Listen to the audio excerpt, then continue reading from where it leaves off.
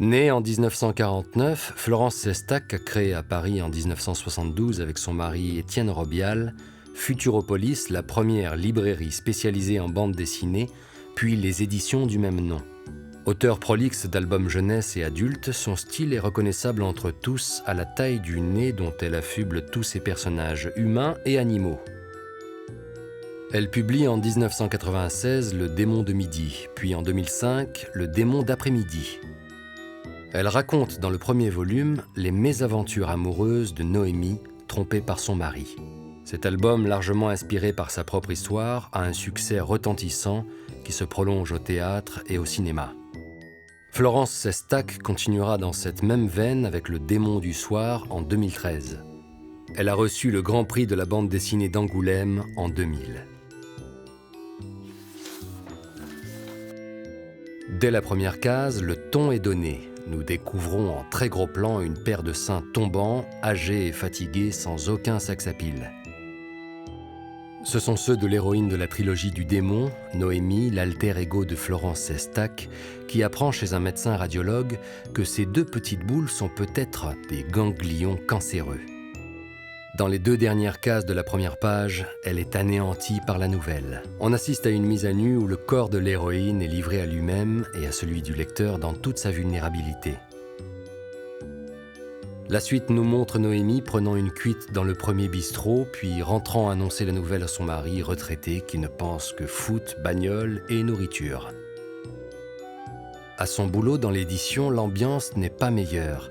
Les jeunes loups et louves ne supportent pas la senior, complètement dépassée par les nouvelles techniques informatiques.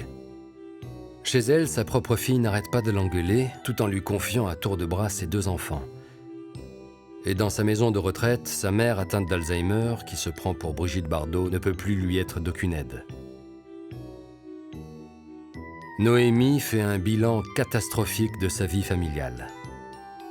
Ces 2 petites boules deviennent une obsession pour elle et l'accompagnent partout en pensée, au travail, à son domicile, et l'empêchent de dormir.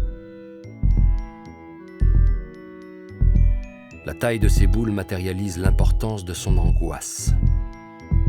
Elles deviennent disproportionnées à l'imminence des résultats de ses examens médicaux.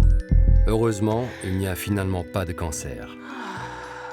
Enfin libérée de ce poids, elle peut faire le papillon devant ses collègues de bureau.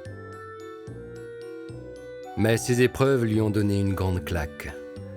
Noémie décide de larguer son mari, son boulot, de faire un grand tour du monde avec un copain homo, en s'octroyant une belle aventure sexuelle avec son ancien amant Carlos. À son retour, elle s'installe dans le sud en transformant un vieux mas en chambre d'hôte.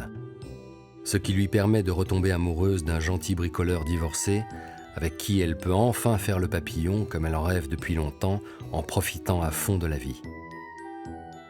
Le nez en patate apparaît ici comme un signe distinctif des personnages de Sestak. Il devient d'album en album une figure de style et rend son œuvre identifiable entre toutes. À la fin du 3e album, Noémie semble avoir acquis la sagesse du clown.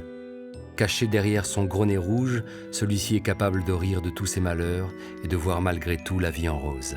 C'est sans doute la philosophie de son auteur qui a introduit dans la bande dessinée une vision pleine d'autodérision et d'optimisme sur la sexualité et la sentimentalité féminine.